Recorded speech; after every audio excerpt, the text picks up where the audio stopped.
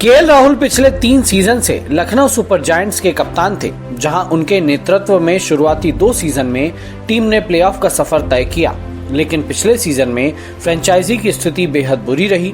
उसमें भी खुद राहुल का प्रदर्शन बेहद खराब रहा, जिसके बाद से ही उनको लेकर सवाल उठ रहे हैं।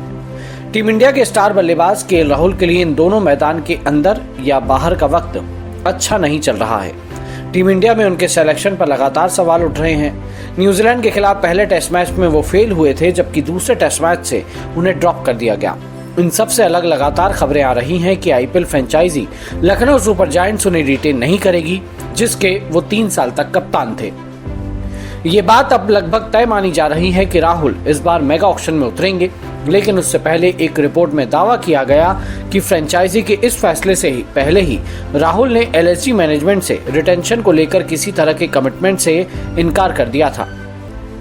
ESPN क्रिकइन्फो की रिपोर्ट में बताया गया कि राहुल का एलएसजी से होना अब लगभग तय है। इसी रिपोर्ट में बताया गया कि कुछ वक्त पहले राहुल की फ्रेंचाइजी के मालिक संजीव गोयनका से मुलाकात हुई थी, जिसमें रिटेंशन को लेकर चर्चा हुई थी।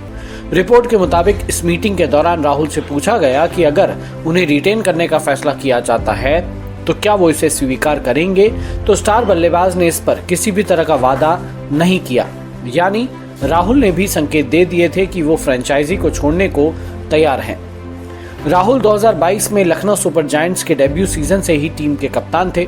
इस दौरान टीम के पहले और दूसरे सीजन में लखनऊ ने प्लेऑफ में जगह बनाई थी, लेकिन पिछले सीजन में वो ऐसा नहीं कर पाए।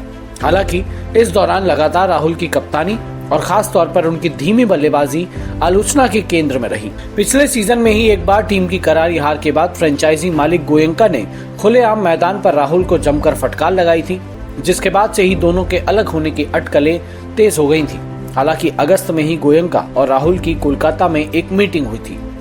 इन सब के अलावा बताया जा रहा है कि टीम के हेड कोच जस्टिन लैंगर और नए मेंटोर जहीर खान ने हाल ही में राहुल के प्रदर्शन की एक रिपोर्ट तैयार की थी, जिसमें उनकी धीमी बल्लेबाजी के कारण कई मैचों में टीम के प्रदर्शन पर असर को हाईलाइट किया गया था। इस रिपोर्ट के आधार पर ही राहुल को फ्रेंचाइजी से रिलीज करने की बातें सामने आने लगी थी। पिछले 2 सीजन के प्रदर्शन को देखते हुए साफ हो गया कि लखनऊ का पहला रिटेंशन वेस्टइंडीज के स्टार निकोलस पूरन होंगे। रिटेंशन घोषित करने की आखिरी तारीख 31 अक्टूबर है। निकोलस पूरन के अलावा लखनऊ सुपर जायंट्स रवि बिश्नोई को रिटेन कर सकती है। उसके अलावा शायद ही वो किसी खिलाड़ी को रिटेन करे। हाँ, आयुष बडोरी का नाम भी आ सकता है, क्योंकि वो अनकैप्ड प्लेयर है, तो वो हो सकता है कि उन्हें 4 करोड़ में अनकैप्ड प्लेयर की कैटेगरी में आयुष बडोनी को भी रिटेन कर जाए, क्योंकि आयुष बडोनी का फॉर्म जो है वो फिलहाल बड़ा शानदार चल रहा है। इमर्जिंग एशिया कप में उन्होंने अभी एक 50 लगाया, और उससे पहले जब दिल्ली प्रीमियर लीग हुई थी वहां पर भी आयुष बडोनी ने शानदार बल्लेबाजी की थी।